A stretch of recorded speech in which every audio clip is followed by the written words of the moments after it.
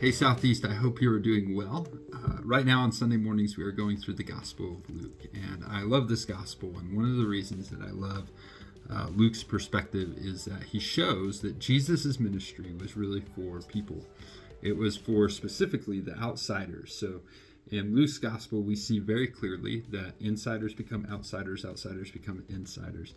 The first become last and the last become first. It really is an upside down kingdom, and he presents this really well in the people that Jesus encounters.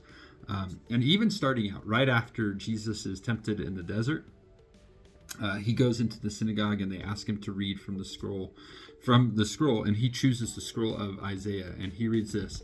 And the scroll of the prophet Isaiah was given to him. He unrolled the scroll and found the place where it was written, "The Spirit of the Lord is upon me, because he has anointed me to proclaim good news to the poor. He has sent me to proclaim liberty to the captives and recovering of sight for the blind, to set at liberty those who are oppressed, to proclaim the year of the Lord's favor." And that's the gospel message, is that those who are far from God are brought near because of Jesus' death, burial, and resurrection. And it really is for the people on the fringe of society, those people that are often forgotten. And so I'm super excited about this. But it reminds us that that's how the kingdom works. A lot of times, in our world, the emphasis is on power. It's on prestige. It's on, faster, bigger, stronger. All that stuff, like that is the anthem of our world, is bigger and better. And yet here we see Jesus, this kingdom is subversive to those things that are held in value of the world. So the kingdom and the world clash. The kingdom of God and the systems of the world clash.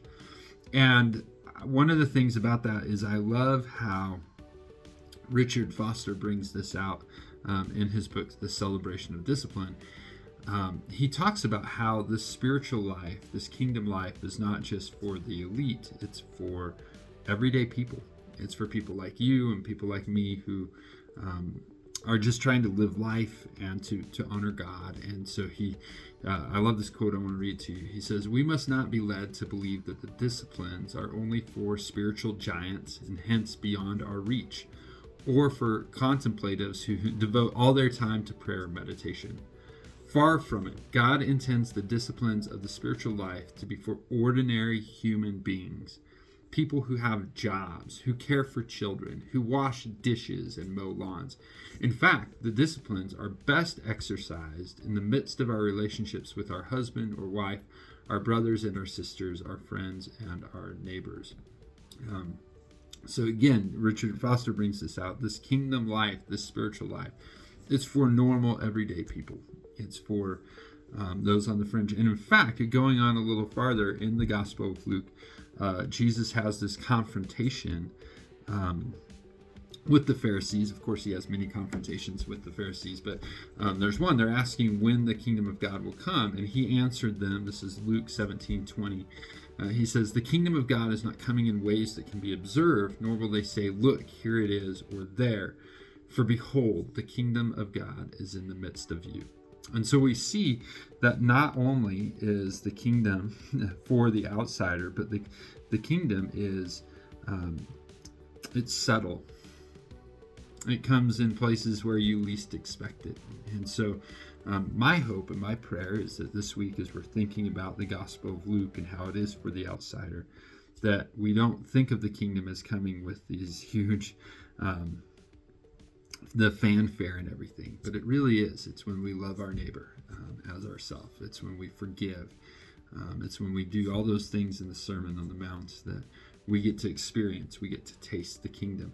And oftentimes when we're practicing that type of a life, when we are forgiving, a lot of people just don't notice it. But Jesus says, that's where the kingdom is at.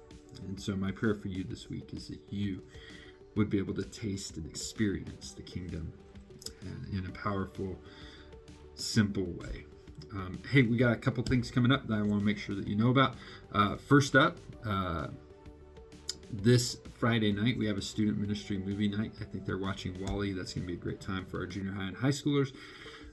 check out the website for that. And then not obviously, but it is the second Saturday of the month. And so this weekend we have our food bank and our clothing closet. So if you need food or you know someone who does, 9 a.m. to 11 or 9 a.m. until we're out of food, really on Saturday morning. And then also that's a great place to get involved, a great place to volunteer. So we can help. We could use your help this weekend with that. Also, Southeast, we do make a distinction between attenders and members. So membership in a church and a local congregation is just simply like, this is my church home, this is my church family, and we teach this. And so at Southeast we have a membership class, and we teach this class every couple months. And our next membership class is starting this Sunday, and it's at 9:15, and so there's childcare and all that stuff that goes with it. And so if you have been coming to Southeast for a while, maybe you've been attending and you're like, you know what, Southeast is my home, it's my home church, I would love to have you join us for that membership class. And then one of my favorite Sundays of the year, it is the chili cook-off following the worship service this Sunday. So a lot of things happening. Again, my prayer for you is that you would experience the kingdom in a very powerful way this week. Southeast, I love you. Have a wonderful week, and God bless.